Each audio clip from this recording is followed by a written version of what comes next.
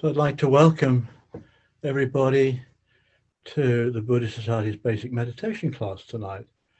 And I'm particularly delighted that we managed to get Bhante Bodhidhamma to lead the class this evening. Once upon a time, when we met face-to-face at the Buddhist Society, and Bhante himself was based in London, he used to be pretty regular. He'd visit the class 3 or 4 times a year, something like that. And now he's living in Wales.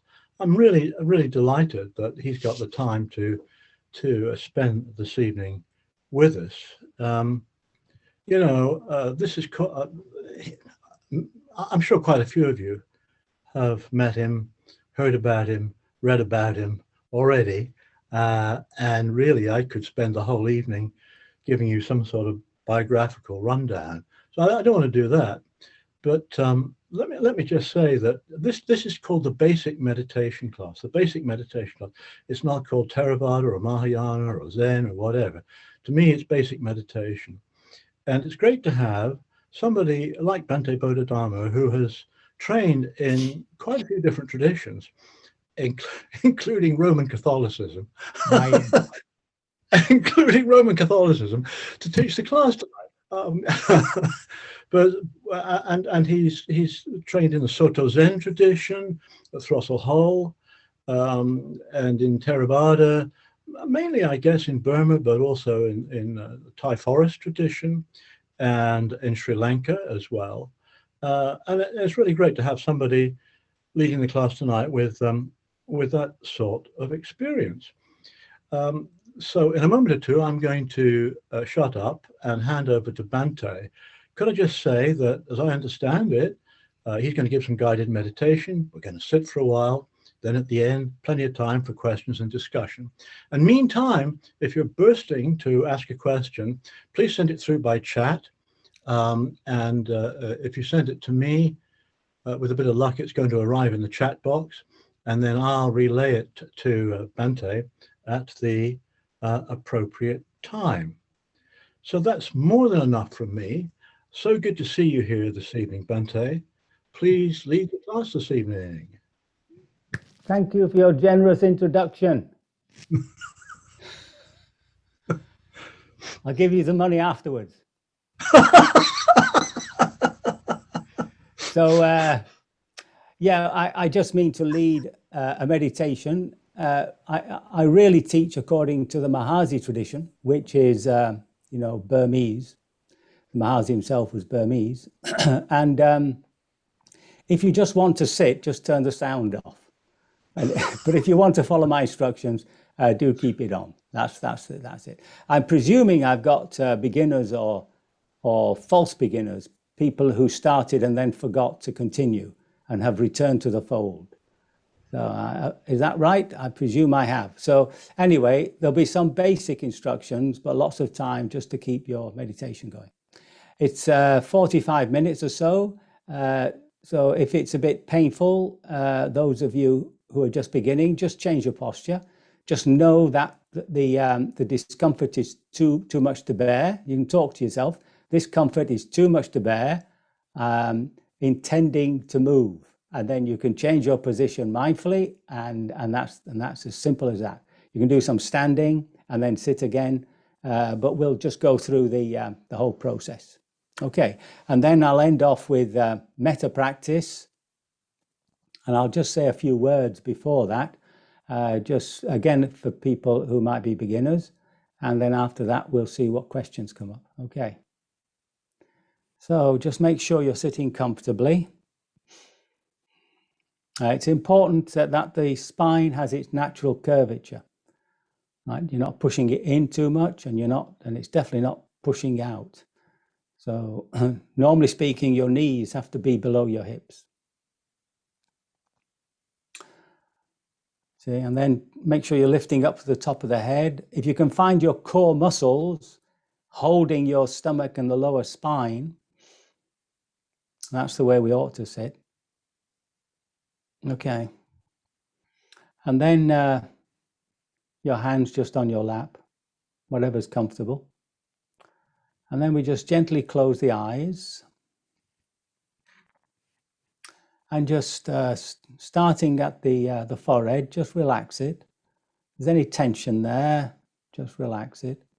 If it won't relax, just acknowledge the tension. Don't do anything. With the eyes gently closed. Now the jaw relaxed. So if you've got tension there, just waggle it about a bit or clench your teeth and relax. Lips together, teeth apart.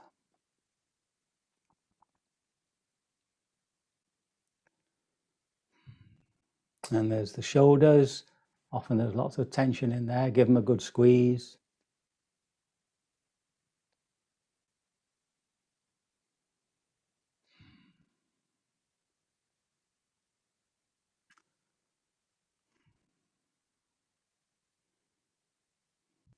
And your hands on your lap.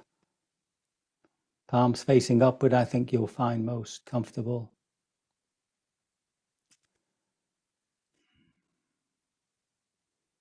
Now just coming into the body, feeling the breath. Can you feel it in the abdomen? Is there any tension in that area? Don't do anything, just feel the tension.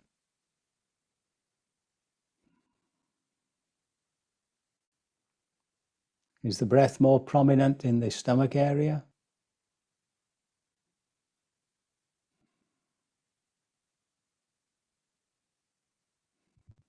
Any tension?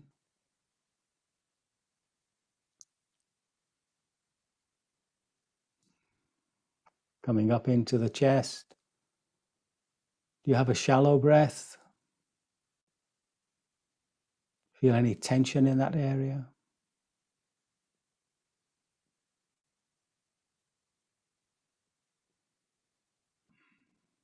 Feel the heartbeat?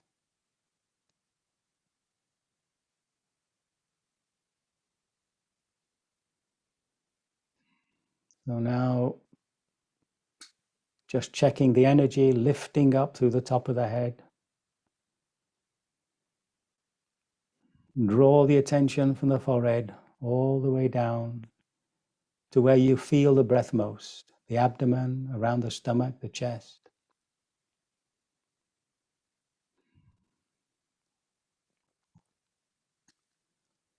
And just as you contact those feelings, those sensations, sometimes a little noting word can help, rising, falling.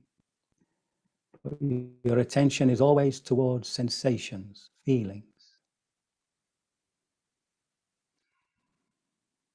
Rising, falling.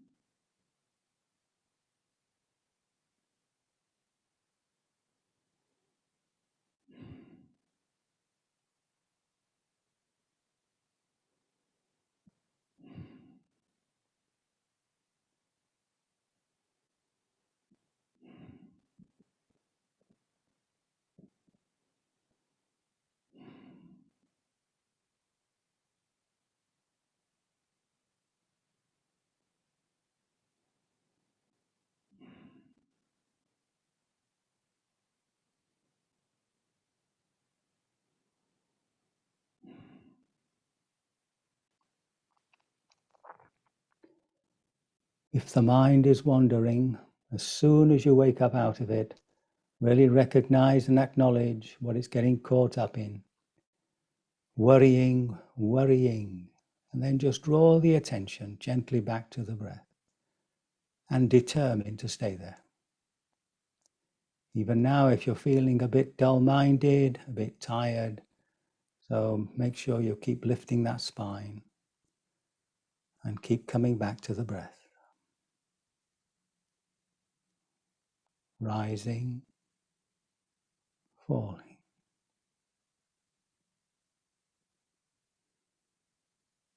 If you're observing the breath of the nostrils, by the way, and just in, out, if you want to use the noting.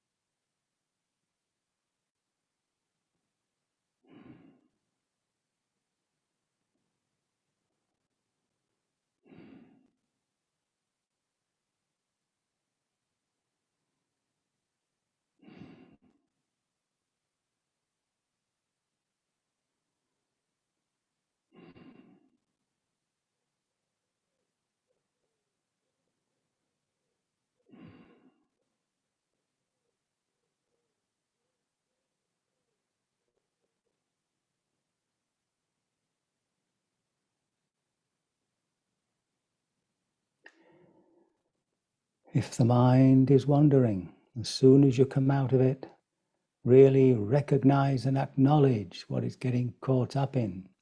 Planning, draw the attention back to the breath. Determined to stay there. Feeling sleepy or tired, lift that spine. You can open the eyes a little bit, even a lot, just to let the light in, but keep the attention towards the sensations caused by the breath. Just allowing these pleasant, neutral sensations to bring silence to the mind, calmness to the heart, and stillness to the body, rising, falling.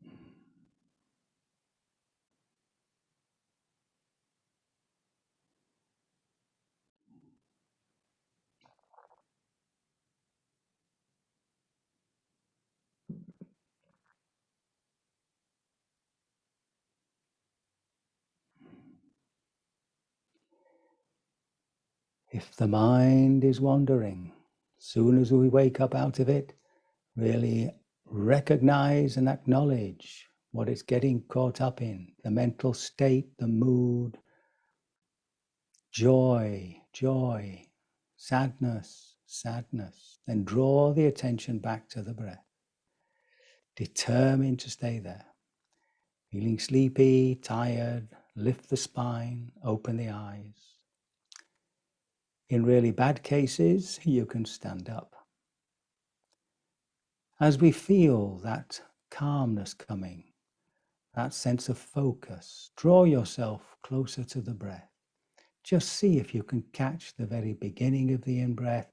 Stay with it to the very end.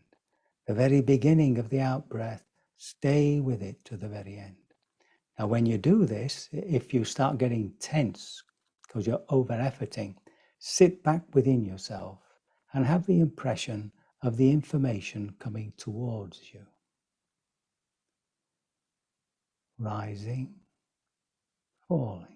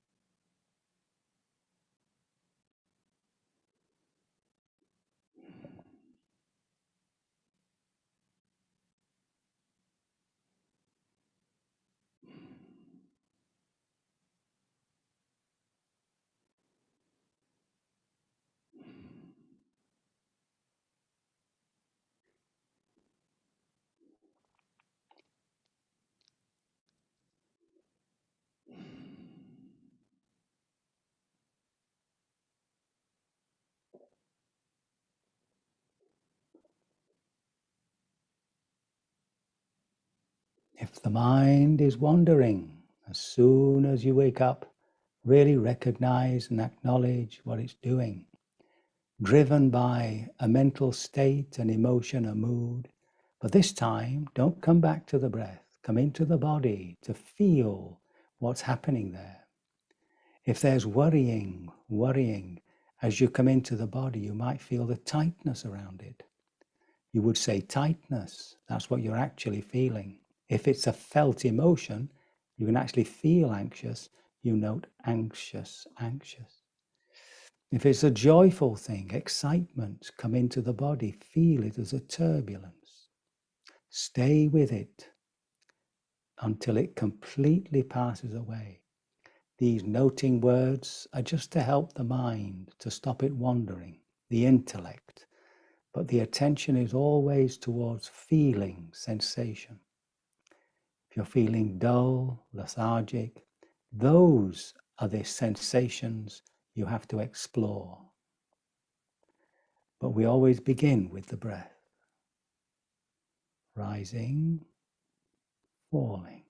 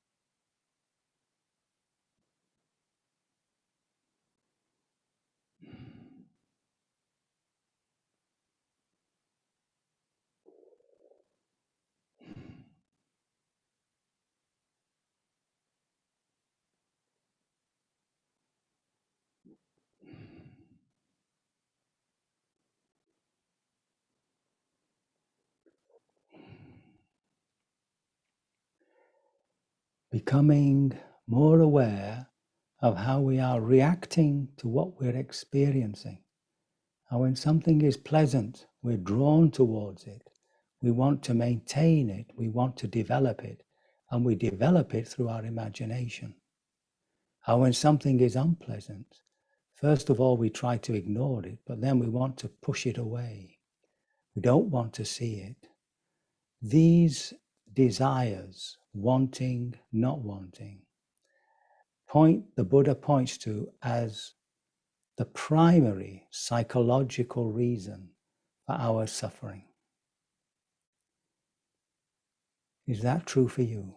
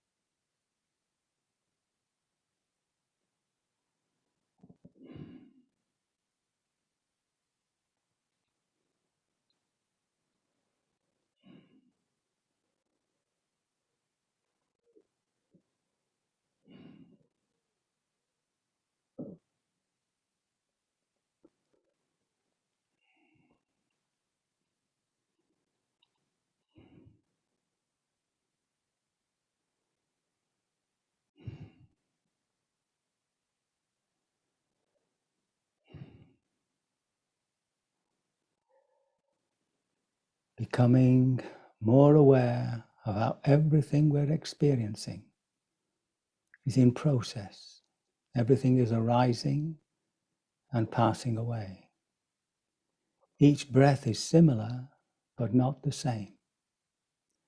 Everything vanishes.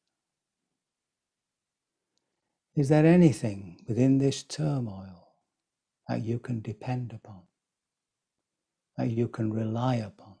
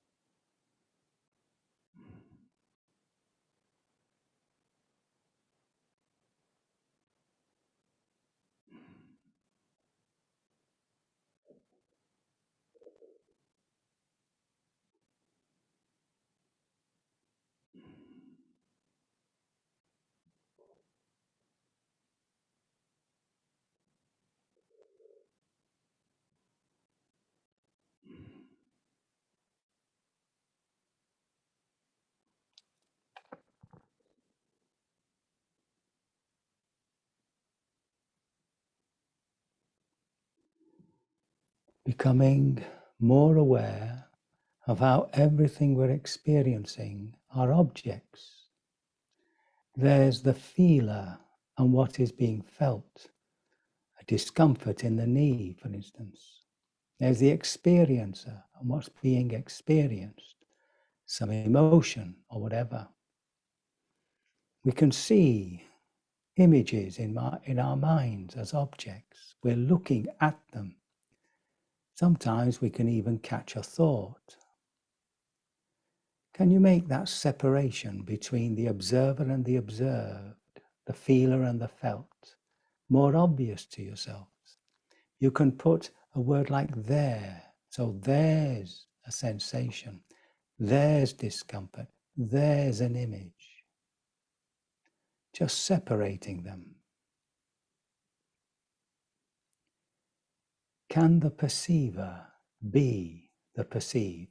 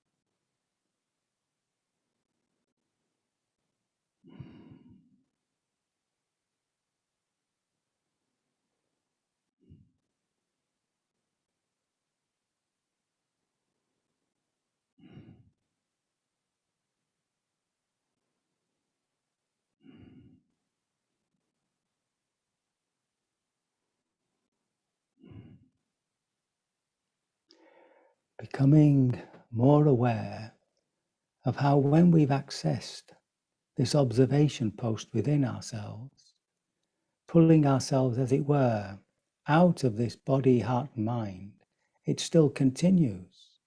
The body keeps offering us sensations, feelings, whether we want it to or not.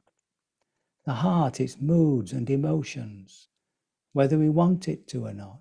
And the mind, forever trying to think and imagine, whether we want it to or not. They seem to have their own willpower, their own agency. If they can act on their own, how can they be me?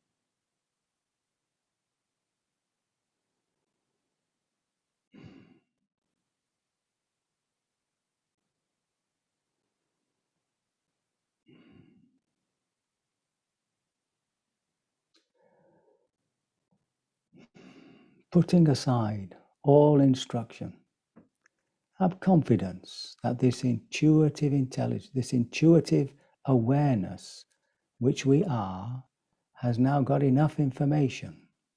It doesn't have to think, it doesn't have to feel anything. It just has to sit within ourselves and just observe, just feel, just experience whatever is being offered within the field of awareness. Don't do anything. Don't try and change anything. Leave it up to the Buddha within.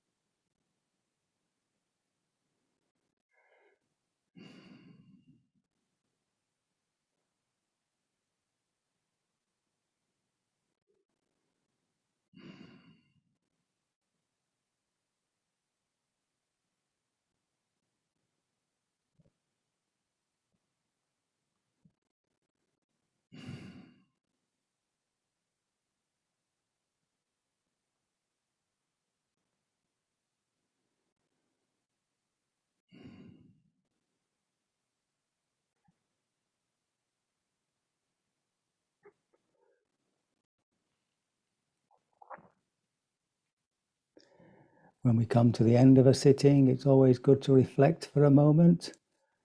How committed were we on bringing ourselves back to the present moment? Or did we allow ourselves to wander away?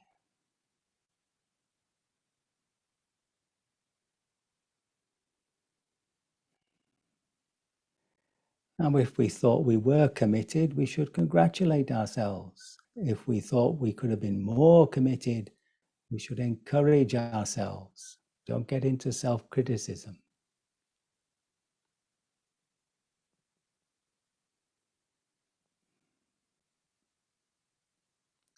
How did we deal with the various physical and mental states that arose? Were we skillful? Could we have been more skillful? Were we confused?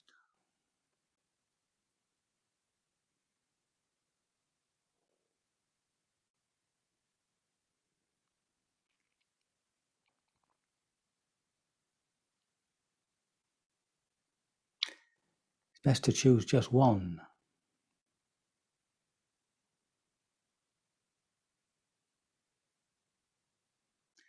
If we thought we were skillful, we should congratulate ourselves. If we thought we could have been more skillful, we should encourage ourselves. Don't get into self-criticism. If we were confused, make sure you ask a teacher. Which of those 3 characteristics was most prominent for you in this sitting? Was it this process of desiring, always wanting to change the world to fit us, wanting, not wanting? Or was it that sense of impermanence, how everything comes to an end? Or was it that sense of everything being an object, just arising of its own accord? Not me.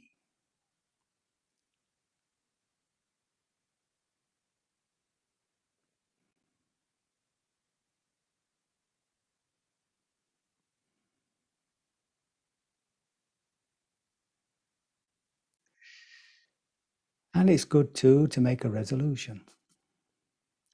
It can be quite specific. Next time I feel dozy in meditation, I'll immediately open my eyes. Or it could be a general commitment to affectionate mindfulness.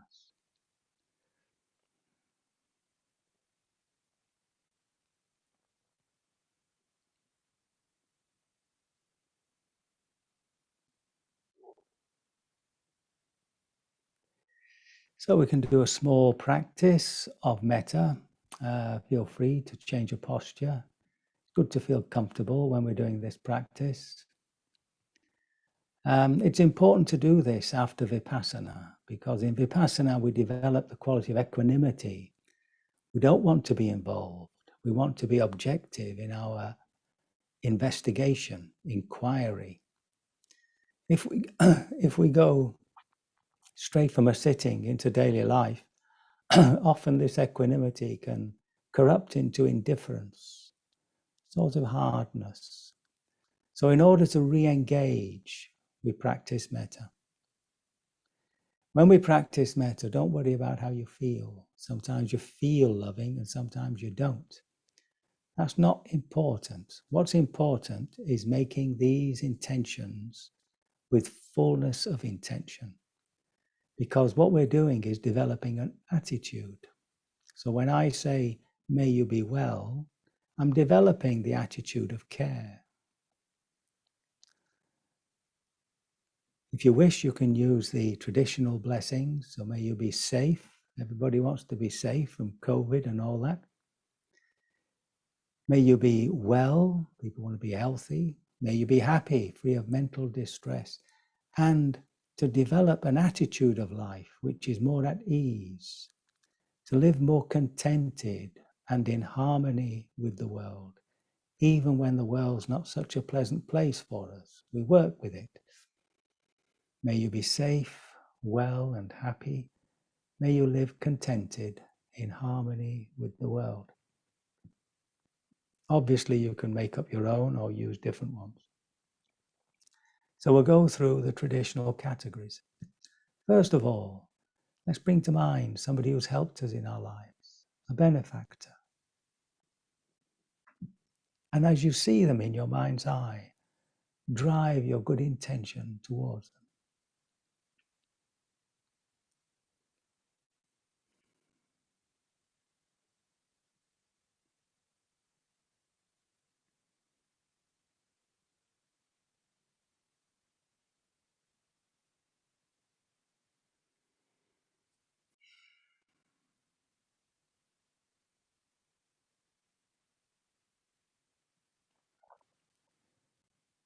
Bring to mind those who are near and dear to us.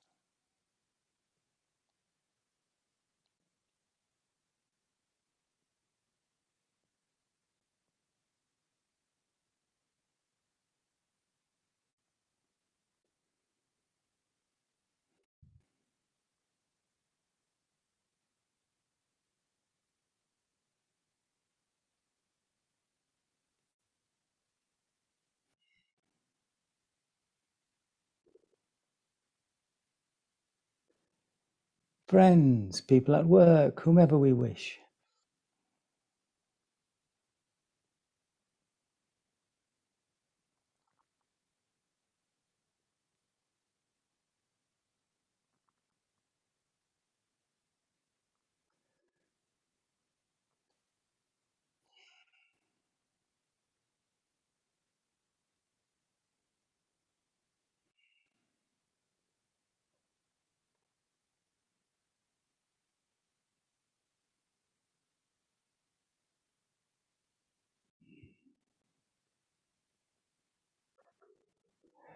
There's a category of a neutral person, so somebody we see but don't know, such as a neighbor.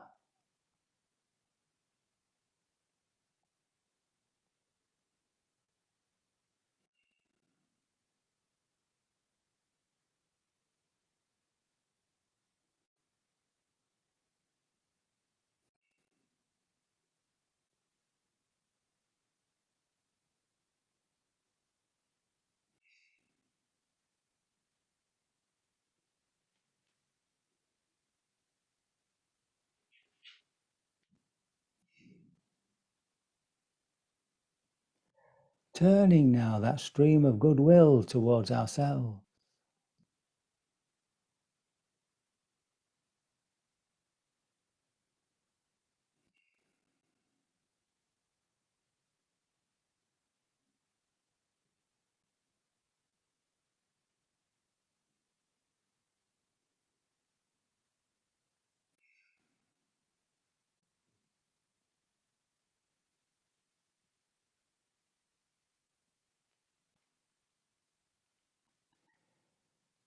Into the heart of goodwill, we can bring someone we have difficulties with.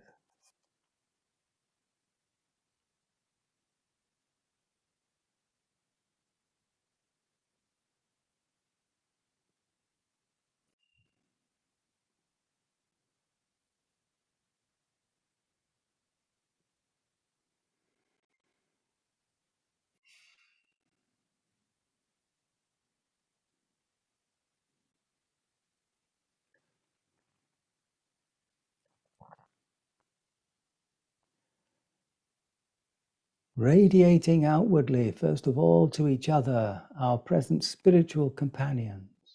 May we,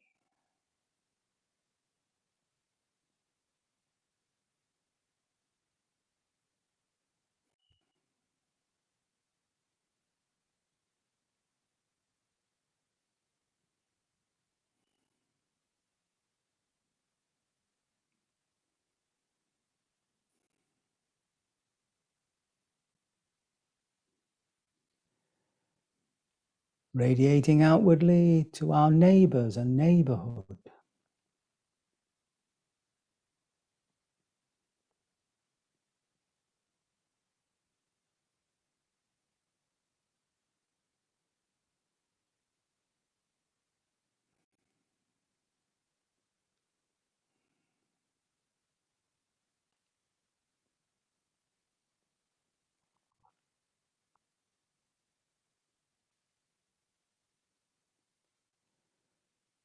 All the people in our country,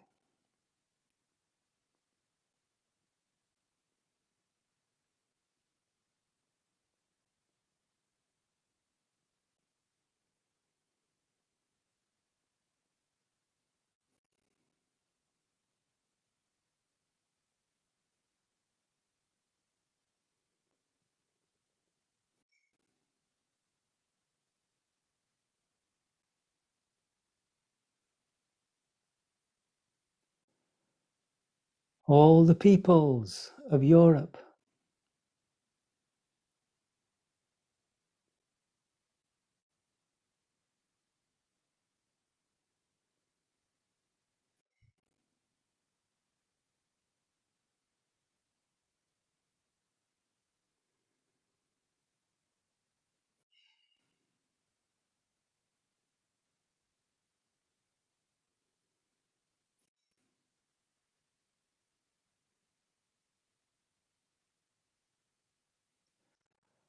all peoples on earth,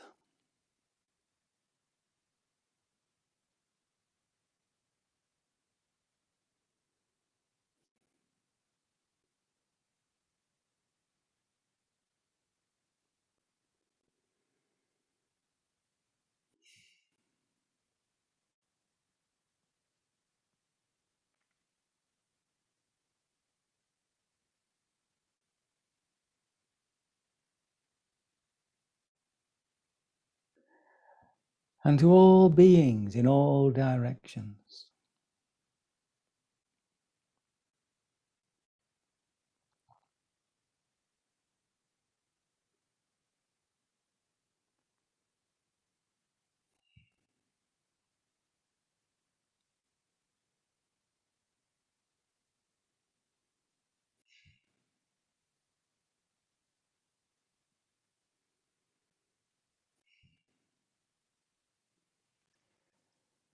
We can end with a little chant, which means may all beings be happy. Sabe, Sata, Sukhita, Hontu, 3 times. And then Sadhu, well done, 3 times. Sabe, Sata, Sukhita, Hontu. Sabe, Sata, Sukhita, Hontu.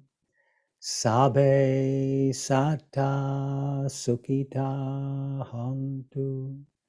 Sadhu, sadhu, sadhu.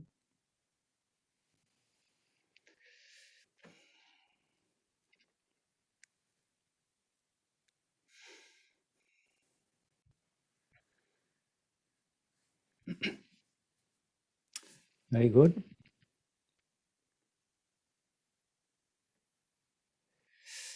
Anybody liberated? Well, better luck next time.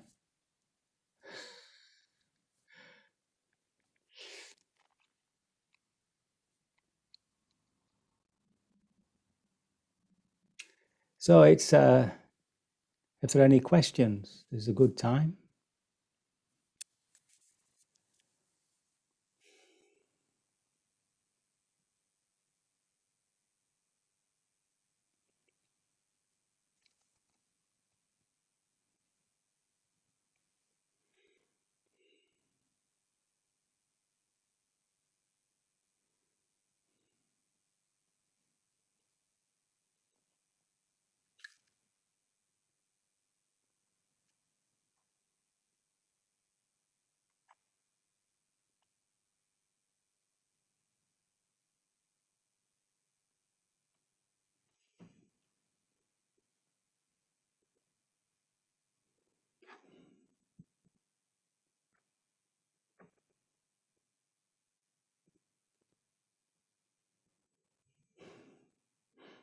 Well, if there are no questions, we can go and have a cup of tea.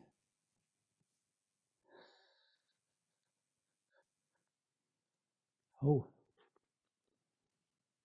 can't you hear me? Can't you hear me? Yeah. Yes, Bhante. Yeah. Yes, yes. Yeah. Yeah. Could I just repeat that before we go and have a cup of tea, could we, if anybody would like to ask Bhante a question? Actually, I remember when you used to teach at the Buddhist Society, you used to say things like, any questions, comments, criticisms? Oh, yes. You remember that? Well, I we do. didn't get many of those.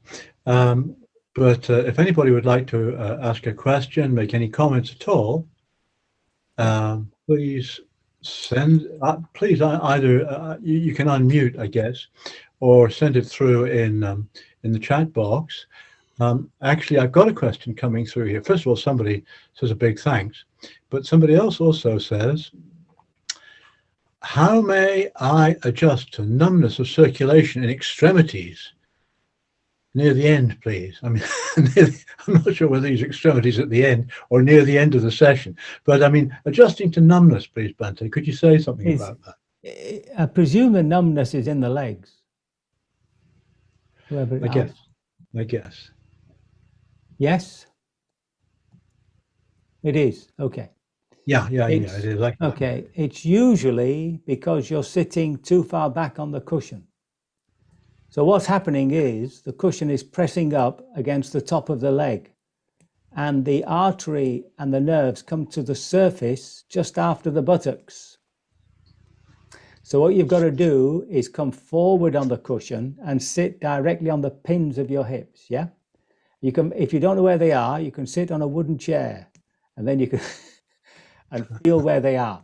If the cushion is under those, you shouldn't get the numbness. Yeah.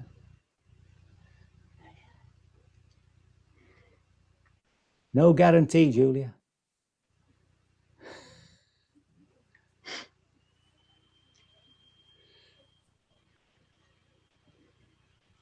Could I ask a question, please? Why not? Well, okay, so you've practiced in these many different traditions. And maybe you could, I mean, I know a little bit about the Mahasi. I know a little bit about Yubakin, a little bit about Soto Zen. And here we are doing basic meditation here. Could you say a little bit about how these different traditions work for you and what we here could learn from them, perhaps? Well, any insight practice, as opposed to a practice which is to develop a beautiful mental state, a samatha practice, concentration practice, through mantra or through beading, or you can even do it just watching the breath, establishing a beautiful mental state. When we're doing that, that's what we're doing. We're trying to establish a beautiful mental state. But obviously there's no insight in that. The insight comes when you awaken within yourself a sense of curiosity.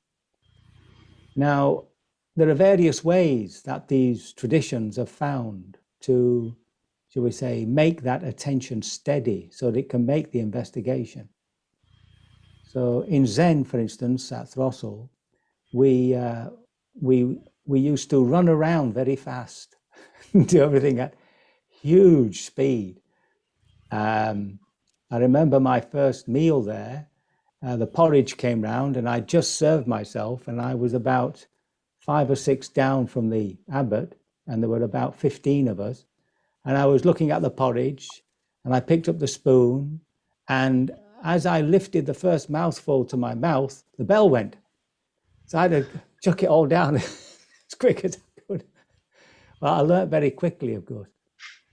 And the idea of doing everything fast is, of course, it builds up your energy, and you have to be mindful. You start dropping things, walking into things, so that when you sit, you don't need a particular object. You can just sit. And you've got enough attention and effort to observe things as they arise and pass away. In most other traditions, there's some sort of technique. So as many of you will know, in the Ubakin technique, it's, you keep moving down the body. So every time you move, that's an act of intention. And an intention re-empowers your attention. So every time you attend to something, there's an empowerment there, and it goes in, right? I remember way back in, I'm giving my age away now, I think it was the 80s, when people were doubtful as to the power of these billboards on the street. So to prove that to the people who own the billboards, to prove that in fact they did have power over people, they actually did make them buy things, there was an advert came up for a very strange Australian perfume. I think they called it Kangaroo or something. And it had a hat with corks sticking down on the side. And they said this was the latest thing. Well, of course, there were hundreds of thousands of inquiries. So the reason is that when you're sitting on a bus or in a car and you just look across to an advert, that's an act of intention. It's an act of attention, and it immediately conditions you. So whether you like it or not, all these adverts that we're seeing, they have a subtle effect on us, and sometimes a bit more than subtle. So in that technique of going down, you're observing, of course, impermanence and all that, which is basically looking at the three characteristics of existence. Just the movement keeps you attentive. In other techniques, they like to build up the concentration first.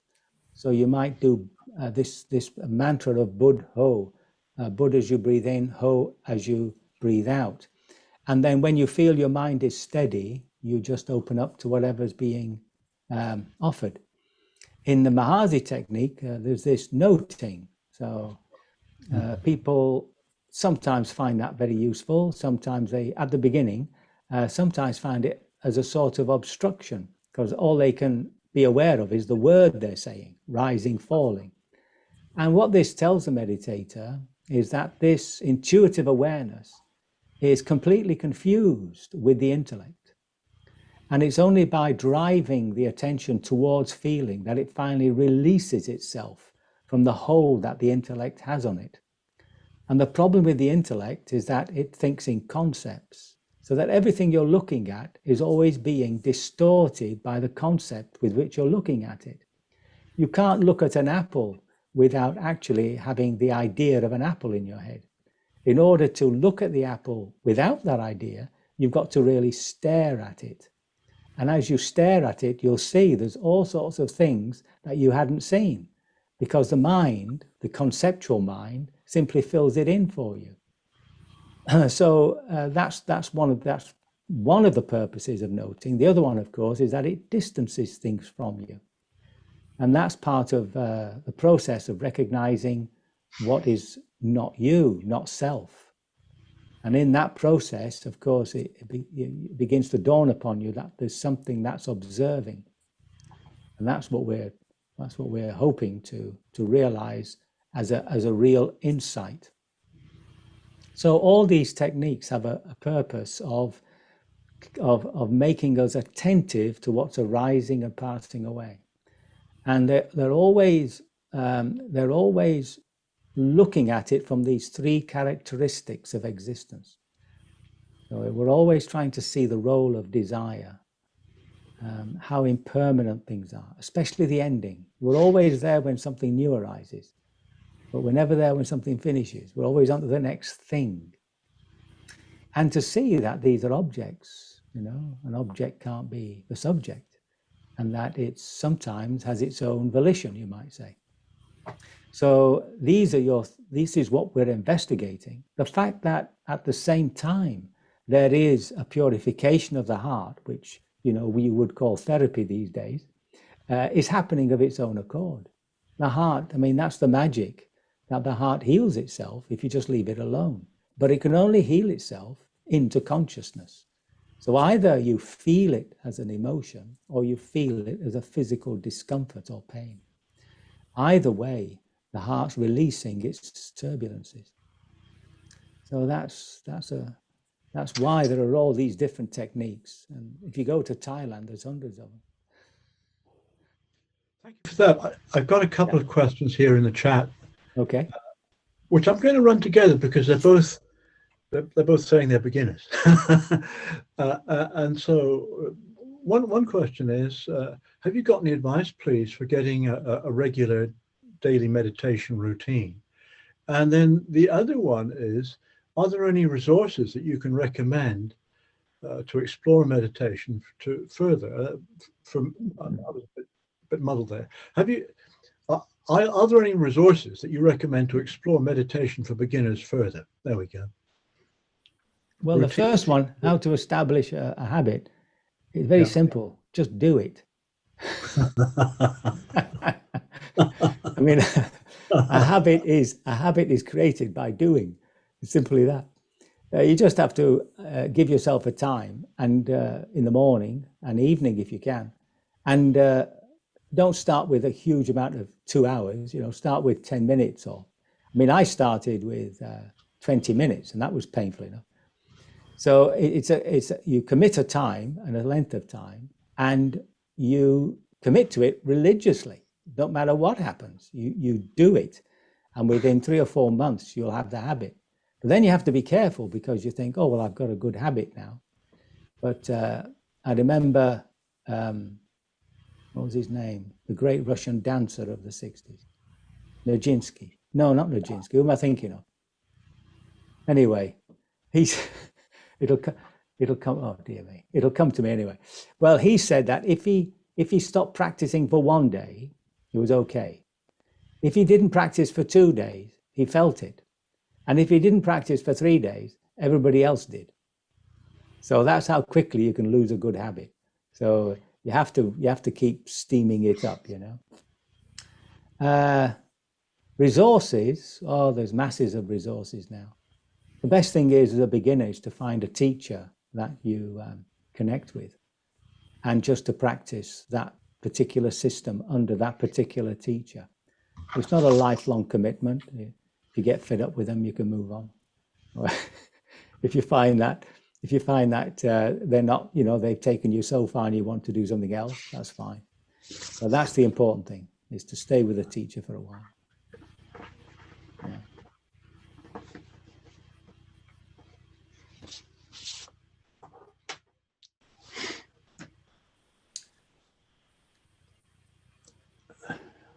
Very good. Are there any other questions at all? If not, I've got to thank you so much for leading the class this evening. It's been great to see and hear you again after far too long. Yeah, thank you. Before we sort of go our different ways, do you want to tell us about Satipanya, your centre? Yes, it's up on the Welsh border. And if you know where Birmingham is, those of you from abroad, you come up to Birmingham from the south and turn immediately west, and you'll hit us. So we're about 50 miles from that place. Shrewsbury is our nearest town. And it's a small centre. It's meant for intensive meditation in the Mahasi tradition. And we only take 10 people maximum. At the moment, we're tending to keep it down to 8, because we can keep the COVID distances and all that. And we run courses throughout the year for about 36 weeks. Next year, we'll be running from June to the middle of September. But there's also a November course, all November and all April. There's lots of opportunities to come. And the food's very good. It's important. And you all have a single room. Ooh. It's not en suite, I'm afraid. Didn't have the room to build it. What's the daily routine, Bhante? Well, on an intensive course, you begin, of course, by rising at 5, but after about 3 days, you'll have no difficulty rising at 3:30. And we keep the tradition, of course, of only eating twice a day, breakfast and lunch. And then and you finally go to bed around about 9:30, 10 o'clock. Nobody has yet had any difficulty with that. But if they have, they haven't told me. Colin, could you please write the address in the chat? Yes, I can. Let me see now. I don't do this often. Let me have a look. Where's the chat line? Here we are, chat. It's the place is called Satipanya. The little village it's in is White Grit.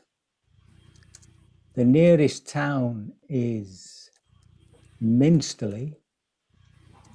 And although it's in Wales, it's actually in Powys. The the post comes through Shrewsbury, and therefore it has a Shropshire address. I can't spell Shropshire. And the website, what have I done there? I haven't got my glasses on, that's the problem. Okay. And the website is simply satipanya.org.uk. Okay. And if anybody just Google Satipanya, Satipanya, you will get there, no problem. Oh, there we are. And thanks, Bhante. You've got it up there in the chat. Look, somebody else has just sent a question through. It's never too late to send a question. Well, that's a bit of an exaggeration. Right. I think it's called Kinhin walking meditation. Could you talk about Rinzai Zen, please? I'm from Yorkshire. Are you also? No, I'm from the enemy, Lancashire.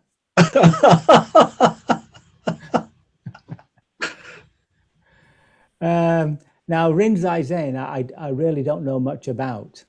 It really is a form of meditation which, in a sense, presents you with paradoxes. And the purpose of the paradox is not that you try to work out, or put it this way, in trying to work out the paradox and in letting go of the paradox, as it were, then in a sense, you're letting go of the conceiving mind, the conceptual mind. And that's one way in which, we can discover our true nature. But I'm afraid I'm not well up on Rinzai. It was Soto Zen that I was practicing. Yeah. Was that the fullness of the question? Yeah. It was specifically, the question was about walking meditation. Oh, walking. Yeah, walking meditation is, it's just a way really of relaxing in between sits, but it has its own benefit. It's very good for concentration because you're putting your attention on your feet. So it's a pretty loud, obvious sensation.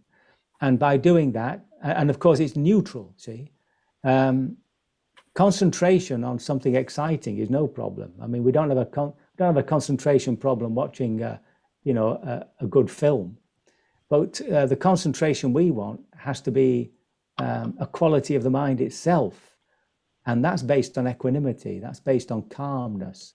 So when you're doing walking meditation, there's a sense of calmness in the body. You feel often better than you do when you're sitting. And you're observing neutral sensations in the feet, you see. And even in Kinhin, you do it quite slowly. But in Mahasi, you really do it slowly. It doesn't have to be done slowly, but that's the purpose of walking meditation. Very good for concentration. Calmness. And frankly, if we're dealing with a very strong emotional state, it's always good to walk with it. Even in daily life, just walk down the street.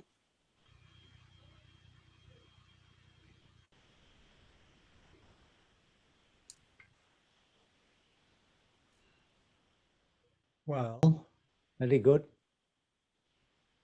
It's 8 o'clock and all good things kind of come to an end. Thank you for coming, and I thank you for spending time with us. Thank you. Thank you for the opportunity. I love it. And Odin, I think, Lavinia, of course, yes. Who? Yeah, this didn't just happen just like that. There's lots of people involved. Thank you so much. Yeah.